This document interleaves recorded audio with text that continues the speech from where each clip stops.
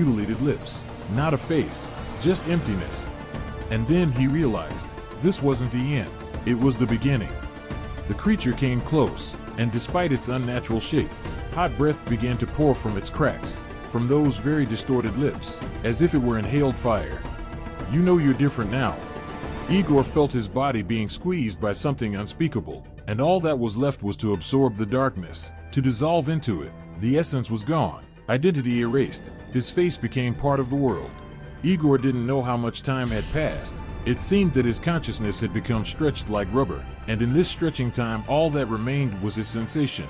His body no longer responded to thoughts, no longer obeyed what was left of his mind.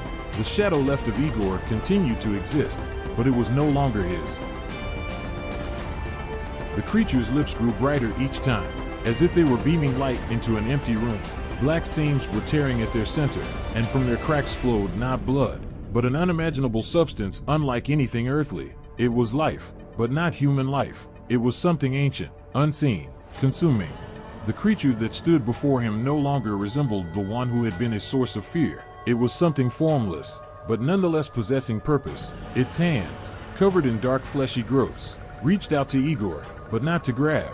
It slowly stretched toward him, as if manipulating the shadow like a marionette. You can't hear anymore. You can't see as you were. Your shell is but a shadow. You have become part of us. The creature did not breathe, but its words still penetrated Igor's consciousness, making him vulnerable, subjugating him. He felt this absorption intensifying, his thoughts falling apart. Igor tried to resist, but every movement seemed lifeless, as if he could no longer interact with the world. But suddenly, an image flashed through his mind.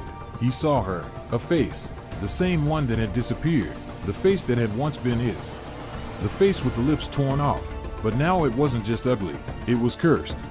Igor realized that it wasn't just a vision, it was what was left of him. It was his face, but now it was part of this being, part of this endless darkness.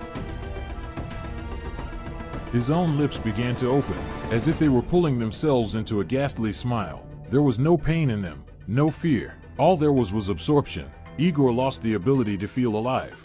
The creature's lips, which continued to grow, began to glue themselves to his body. This wasn't violence, it was a merger, a merging with something as empty and desperate as the darkness itself. Igor felt his consciousness dissolve.